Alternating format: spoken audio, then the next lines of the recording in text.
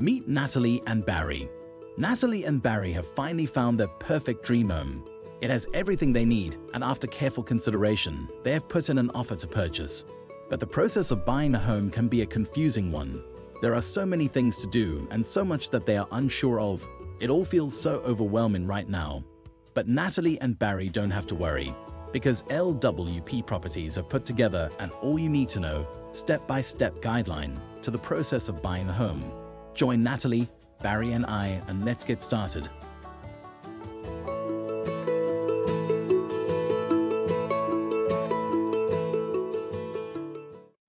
After looking at what felt like hundreds of houses, Natalie and Barry have finally found a home that they love.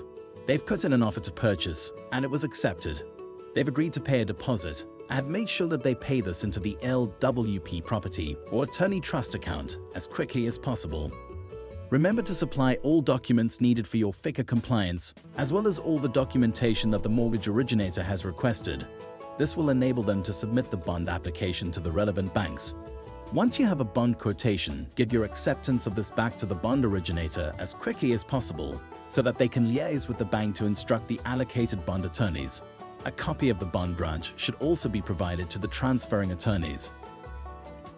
Make sure that you pay all amounts and sign all documents required by the attorneys as quickly as you can when they request them. If you delay with these things, the process could be slowed down.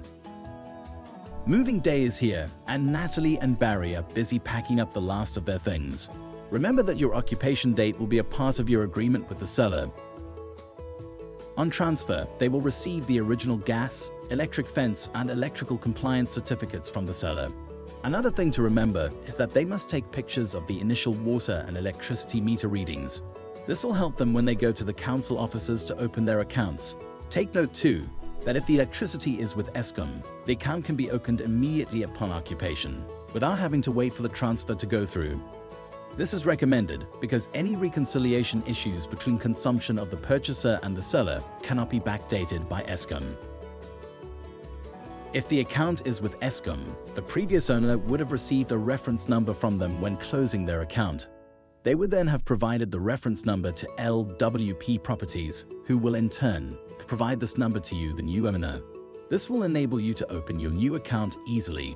Depending on your municipality, the following websites are helpful when navigating the process of opening your utility accounts. Please take note that the attorneys are not able to open your utility accounts for you, but they will provide you with a letter that confirms registration. You will be required to take this with you to the council office when you open your accounts. But if you, like Natalie and Barry, are still unable to go to the council yourself, then the attorneys can provide you with details for companies you can use that will open your accounts for you. It seems like there are a lot of things for Natalie and Barry to remember, so let's do a quick recap to help them along. Firstly, once your offer to purchase has been accepted, you must pay your deposit timelessly to avoid delays in the process. Provide all documents required by the mortgage originator as quickly as you can so that they can apply to the relevant banks. Once your bond is approved, accept the quotation and provide the mortgage originator with the acceptance. The transferring attorneys must also receive a copy of the bond grant. Make sure then that you sign all documents and pay all amounts that are requested by the attorneys as soon as possible when they ask for them.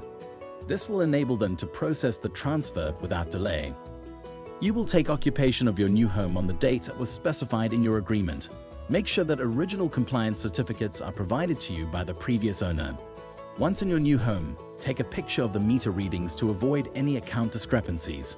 You will then need to open your utility accounts, either by going there yourself, armed with a letter from the attorney, or by using a company referred to you by the attorneys who will open your account for you.